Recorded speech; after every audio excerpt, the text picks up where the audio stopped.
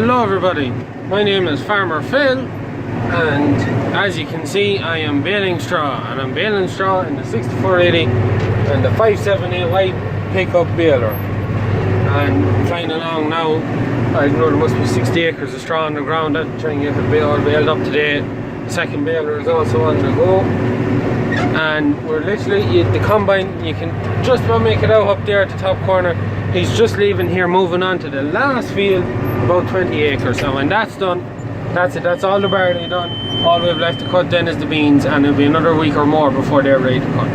So suppose I better get started. As you can see in the head, or the title of the video, I titled it Ybfsp, yeah, Young Beef Farmer Sustainability Program. Now, I was talking about my last video where I was baling silage, but yesterday, the 25th of September, was the first day of the program, and we were at Meadow Meats in Downey on a Live to Dead tour. And we also did a social media thing afterwards, but the Live to Dead tour I found very, very good. I highly recommend it to anyone. It's just some operation.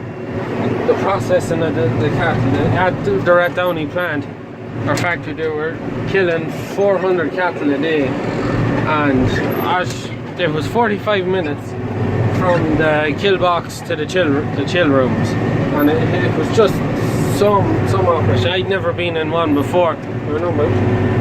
I'd never been in one before, and I just found it so interesting. Highly recommend it to anyone that's never been in one, to you ever have the opportunity to visit one.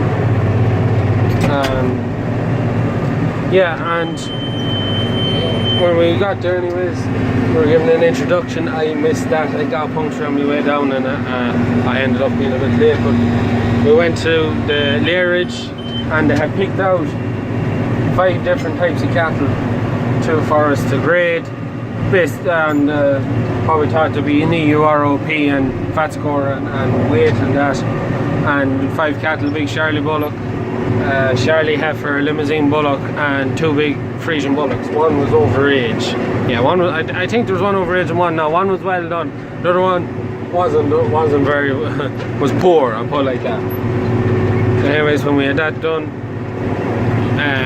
we went and we were given a talk about the history of beef trading in Ireland and the history of Dawn Meats, as Dawn Meats owns Meadow Meats here.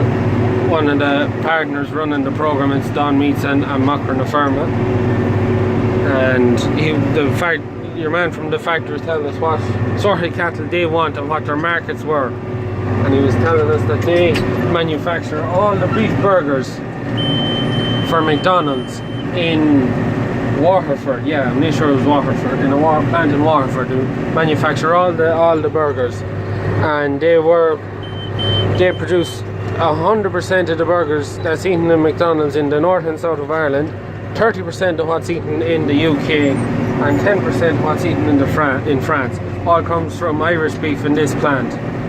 And they were saying that they built it in 2012, and I don't know, did they say a date or up until now, but it's produced over 1 billion burgers, which is an awful lot of burgers. That was it. And when we had that done, then we went to the kill floor, and we seen the whole process. It was something else. It just totally in awe. No, I've never seen it before, and just the whole operation was something else.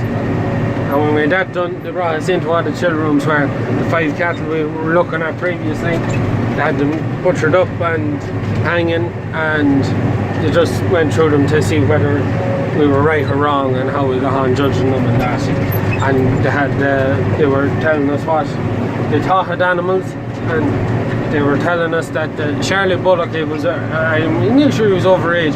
He's a really, really big bullock. He came into 500 dead weight. And they were telling us that they don't like the sight of him. He's way too big for what they want.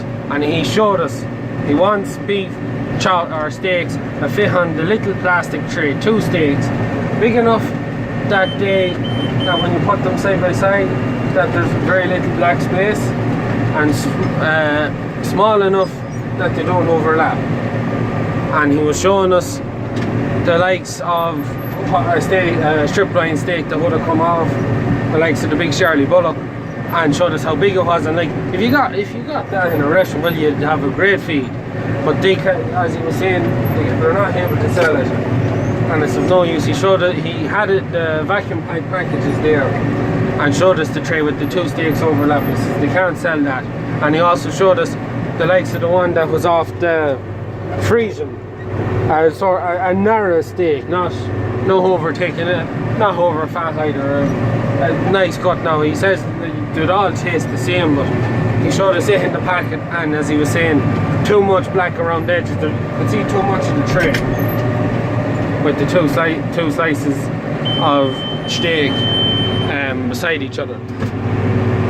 And then he showed us what he wanted, the perfect steak. And out of the 5 cattle they killed, the Charlie heifer, which I think was under 24 months now, I might be wrong, my memory isn't great, but that was what they wanted. They wanted that small, short carcass that just had the right size for that job, and that was their market.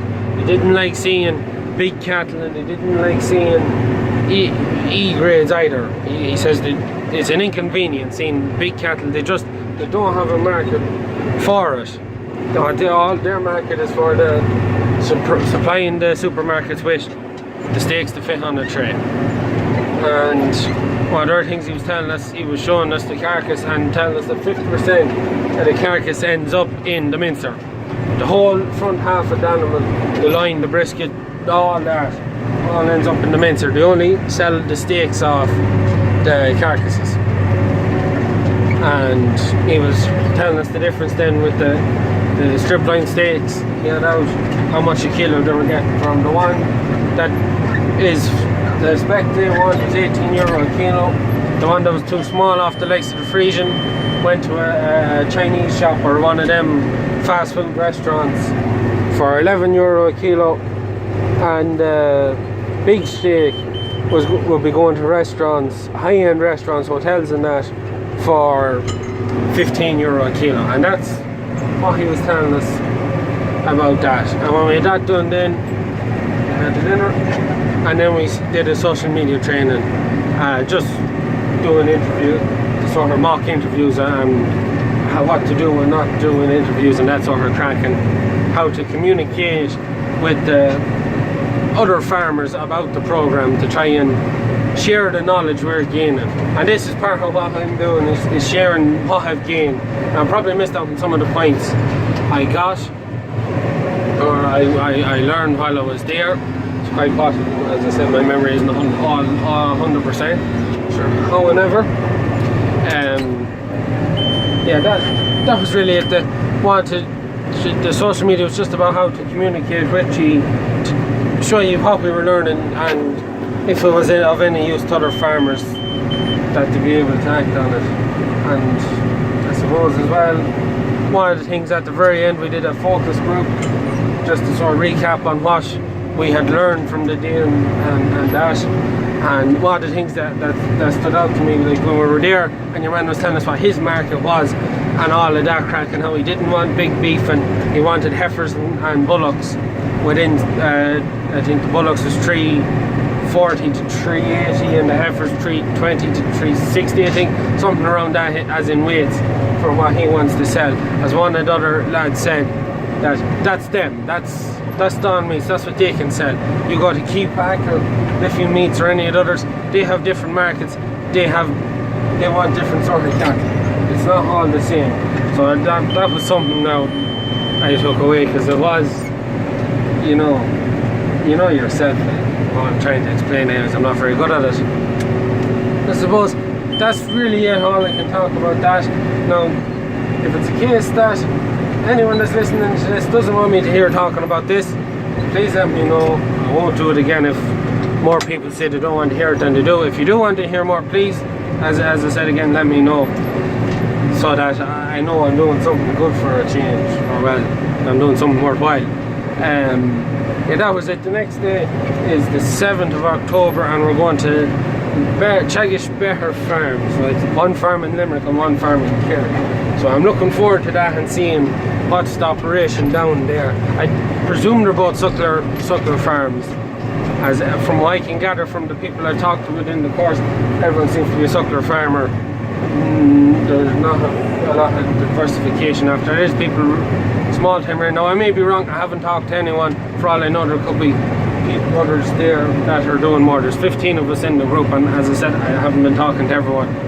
So hopefully I will get talking to everyone eventually and see what the sort of mix is. But there is a nice, varied group of us from all different parts of the country doing different operations.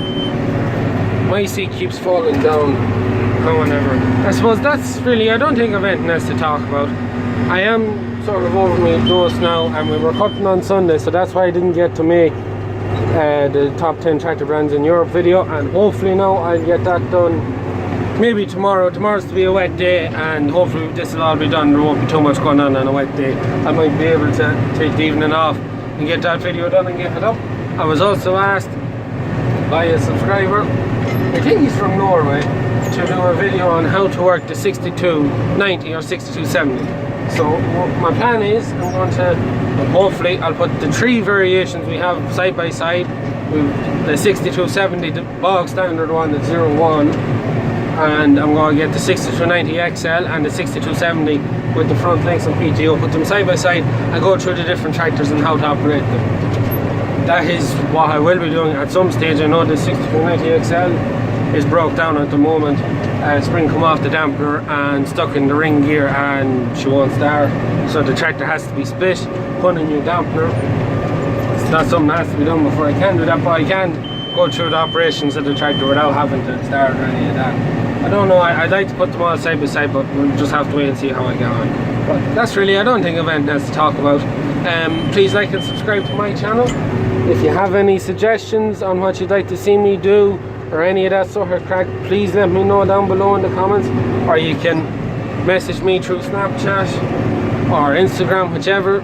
Links, you'll find my names then in the description below. That is it now.